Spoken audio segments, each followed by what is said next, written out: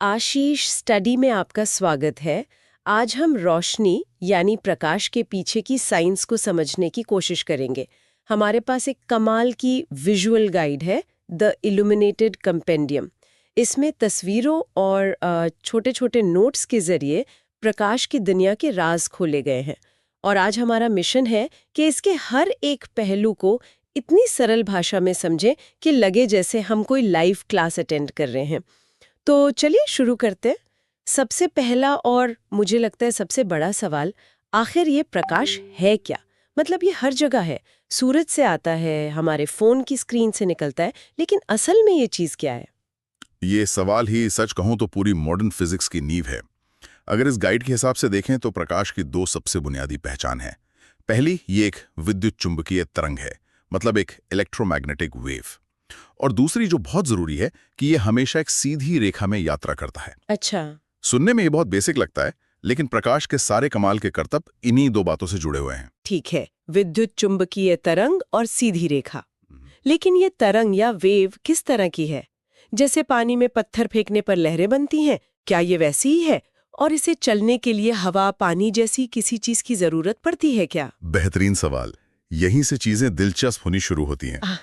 देखिए, प्रकाश एक अनुप्रस्थ तरंग है, एक ट्रांसवर्स वेव। इसे ऐसे समझिए जैसे आपने एक लंबी रस्सी का एक सिरा पकड़कर उसे ऊपर नीचे हिलाया। लहर तो आगे जाएगी, लेकिन रस्सी का हर हिस्सा सिर्फ अपनी जगह पर ऊपर नीचे होगा। अच्छा, वो आगे नहीं बढ़ेगा। हाँ, प्रकाश की तरंग भी कुछ ऐसे ही चलती है। और आपके दूसरे सवाल का जवाब इसे खास बनाता है।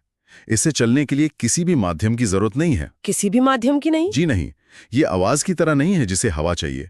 प्रकाश तो अंतरिक्ष के गहरे वैक्यूम मतलब निर्वात में भी बड़े आराम से सफर कर सकता है। इसीलिए सूरज की रोशनी हम तक पहुंच पाती है। बिल्कुल। और वैक्यूम में तो इसकी रफ्तार भी गजब की होगी। गजब से भी कहीं ज्यादा। वैक्यूम में प्रकाश की गति है 3.0 × 10⁸ मीटर्स प्रति सेकंड।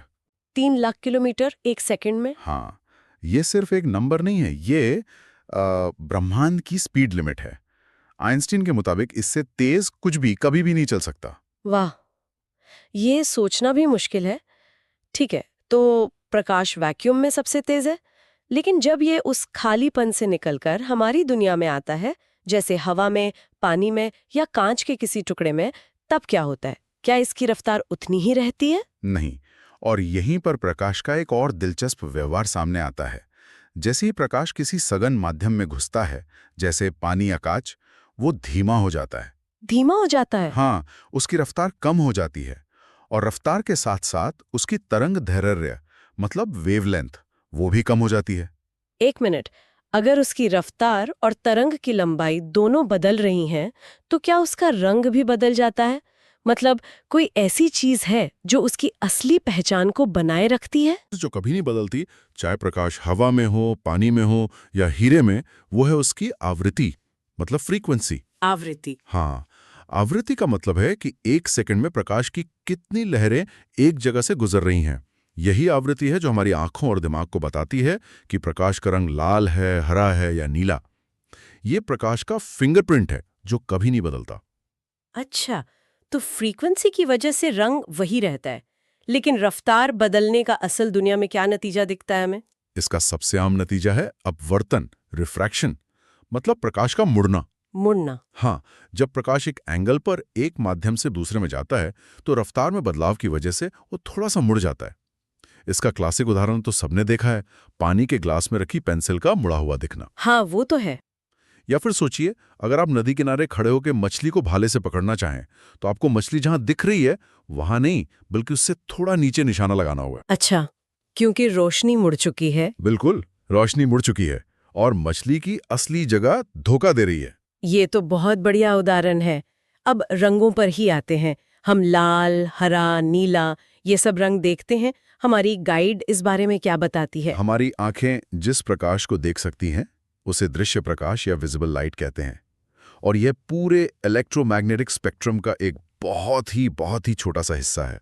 गाइड के मुताबिक इसकी तरंग दैर्घ्य 400 नैनोमीटर से 700 नैनोमीटर के बीच होती है। बस इतनी सी रेंज में? हाँ, बस इतनी सी। और इंद्रधनुष के सारे रंग विबग्योर इसी छोटी सी रेंज में समाये हुए हैं। लेकिन यहाँ पर एक बहुत बड़ी और कह सकते हैं हैरान करने वाली बात भी है, जिसके बारे में गाइड में बताया गया है, प्रकाश की दोहरी प्रकृति, ड्यूअल नेचर। एक मिनट, दोहरी प्रकृति, ये बात मेरे समझ से थोड़ी बाहर है। कोई चीज एक ही समय में लहर भी हो और कण भी हो, ये कैसे हो सकता है? ये तो दो बिल्कुल अलग अलग चीजें हैं। आपका हैरान होना लाजमी है।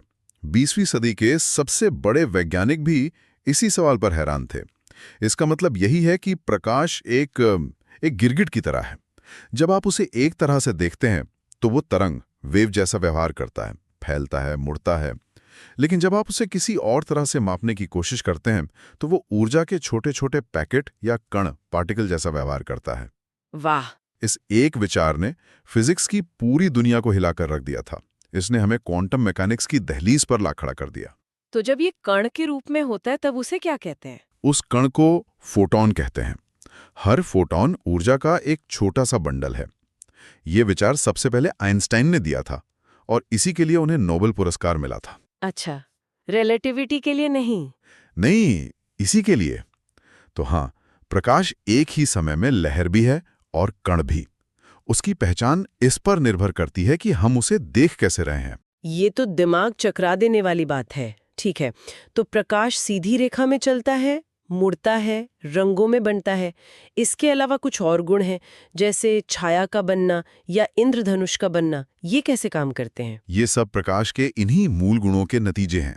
छाया यानी शैडोज का बनना इस बात का सबसे सीधा सबूत है कि प्रकाश सीधी रेखा में चलता है। हाँ, ये तो आसान है। जब कोई अपारदर्शी चीज रास्ते में आती है तो प्रकाश उसके आर पार नहीं जा पाता और पीछे एक अंधेरा इलाका बन जाता है, जिसे हम छाया कहते हैं। और इंद्रधनुष? वो भी प्रकाश के मुड़ने की वजह से बनता है। बिल्कुल, लेकिन यहाँ एक और चीज जुड़ जाती है जिसे विक्षेपण यानी डिस्पर्शन कहते हैं। जब सफेद सूरज की रोशनी बारिश की बूंदों से गुजरती है तो वो बूंदें एक छोटे से प्रिज्म की तरह काम करती हैं। और प्रिज्म के अंदर हर रंग की रोशनी की रफ्तार थोड़ी थोड़ी अलग होती है। बैंगनी रंग सबसे ज्यादा धीमा होता है, इसलिए सबसे ज्यादा मुड़ता है। और लाल रंग सबसे कम? एकदम सही। और इसी वजह से सफेद रोशनी अपने 7 रंगों में बिखर जाती है और हमें खूबसूरत इंद्रधनुष दिखाई देता है। कमाल है। और गाइड में 2 और शब्द हैं, विवर्तन और व्यतिकरण। ये थोड़े मुश्किल लगते हैं। इन्हें भी आसान बनाते हैं। विवर्तन, डिफ्रैक्शन का मतलब है प्रकाश का किनारों पर या किसी बहुत छोटे छेद से गुजरते हुए थोड़ा फैल जाना या मुड़ जाना। अच्छा, ये हमें रोज क्यों नहीं दिखता? क्योंकि ये बहुत छोटे स्तर पर होता है। लेकिन अगर आप अपनी 2 उंगलियों को बिल्कुल पास लाकर उनके बीच की बारीक सी खाली जगह से किसी रोशनी को देखें तो आपको हल्की हल्की धारियां दिख सकती हैं। अच्छा, मैं ये ट्राई करूंगी। वो विवर्तन ही है।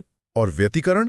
मैंने कहीं पढ़ा था कि कुछ तितलियों के पंखों का चमकीला नीला रंग किसी पिगमेंट की वजह से नहीं बल्कि इसी वजह से होता है। क्या ये सच है? बिल्कुल सच है। व्यतिकरण तब होता है जब 2 या 2 से ज्यादा प्रकाश की तरंगें आपस में मिलती हैं। साबुन के बुलबुले या पानी पर फैली तेल की परत पर जो इंद्रधनुषी रंग दिखते हैं वो घोल के रंग नहीं है। तो फिर क्या है? वो प्रकाश की तरंगों के इसी मेल और टकराव का नतीजा है। सोचिए, 2 रोशनी की किरणें मिलकर अंधेरा पैदा कर सकती हैं। वाह, ये तो अद्भुत है।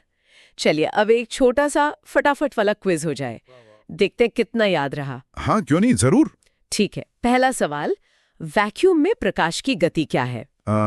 वो है 3.0 × 10⁸ मीटर प्रति सेकंड। बिल्कुल सही। दूसरा सवाल, जब प्रकाश एक माध्यम से दूसरे में जाता है तो उसकी कौन सी चीज नहीं बदलती? वेग, तरंगदैर्घ्य या आवृत्ति? आवृत्ति, फ्रीक्वेंसी कभी नहीं बदलती। शानदार।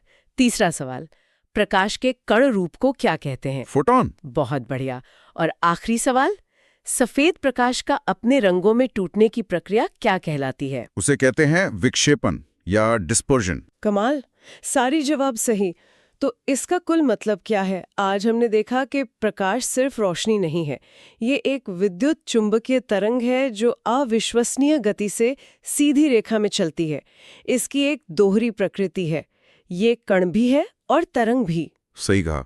ये मुड़ता है, बिखरता है और अद्भुत पैटर्न बनाता है। तो आज की हमारी इस चर्चा से हमें क्या बड़ी तस्वीर समझनी चाहिए? मैं एक अंतिम विचार के साथ इसे समाप्त करना चाहूंगा जो हमारे सोर्स की एक तस्वीर से आता है। हमने बात की कि हम सिर्फ 400 से 700 नैनोमीटर के एक बहुत छोटे से स्पेक्ट्रम को देख सकते हैं। हाँ, जो कि बहुत छोटा हिस्सा है। बहुत मामूली सा हिस्सा। जरा सोचिए, इसी पल हमारे चारों ओर रेडियो तरंगे हैं जो संगीत ला रही हैं, वाईफाई के सिग्नल हैं, हमारे शरीर के आर पार जाती एक्सरे हैं, सूरज से आती अल्ट्रावायलेट किरणें हैं। ये सब भी प्रकाश ही हैं। बिल्कुल, ये सब बिल्कुल सब प्रकाश ही हैं, सिर्फ उनकी तरंग दैर्ध्य अलग है, जिसे हमारी आंखें नहीं पकड़ सकती। ये सोचने पर मजबूर करता है कि असलियत का कितना बड़ा हिस्सा हमारी नजरों से पूरी तरह ओझल है।